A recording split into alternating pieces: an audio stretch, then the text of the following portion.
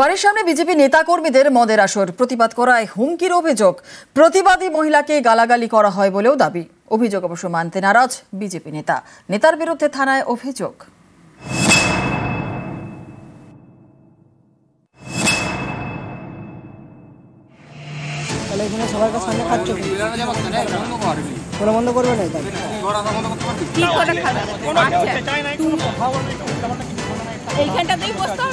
বাড়ির গেটের সামনে রাস্তায় প্রতিদিন মদের আসর।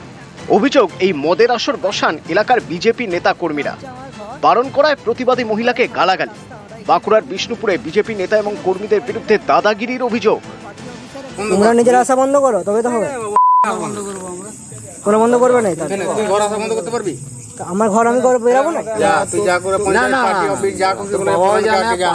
বিজেপি পার্টি অফিসেরই একজন কর্মদক্ষ ব্যক্তি নেতা, এবং উনিও নিজের সঙ্গভঙ্গ নিয়ে বসেছিলেন, মদ খাচ্ছিলেন, বেশ ভালোই আসর বসিয়েছিলেন। মা ওইরকম করে তাদেরকে বললেন যে তোমরা এখানে খাও না, অ্যাটলিস্ট। মায়ের সাথে অকথ্য ভাষায় কথা বলছে, খুবই বাজে সিচুয়েশনের সৃষ্টি হয়েছে। তখন আমাকেও হুমকি দিচ্ছে। এটা হচ্ছে আমার ঘর, ঘরের সামনে রাস্তা, আমরা এখানে বেরোবেরি করি, এখানে বসে সবাই মিলে মদের আড্ডা করেছি।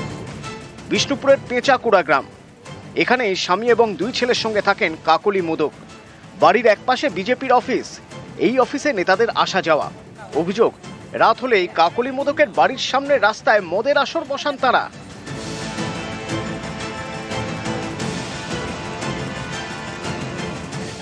বৃহস্পতিবার রাতেও একই ছবি, বাড়ির সামনে মদের আসর বসে।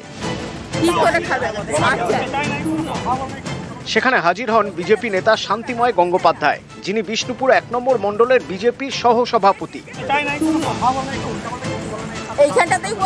ছিলেন পাশের পঞ্চায়েত এলাকার বিজেপির কনভেনার সুভাষ রায়, পেঁচাকুড়ার বিজেপির শক্তি প্রমুখ সুশান্ত রায় সহ বেশ কয়েকজন কর্মী।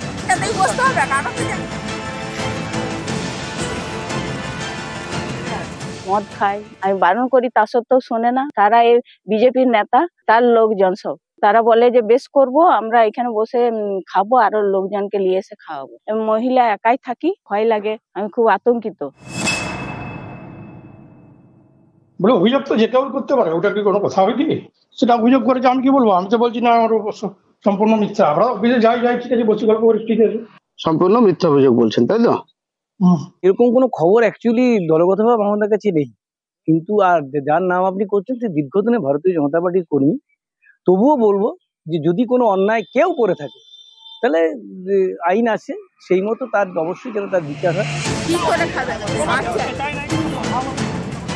বাড়ির সামনের রাস্তায় মদের আসর, প্রতিবাদ করায় দাদাগিরির অভিযোগ। এ নিয়ে বিষ্ণুপুরের রাধানগর ফাঁড়িতে অভিযোগ জানিয়েছে মোদক পরিবার।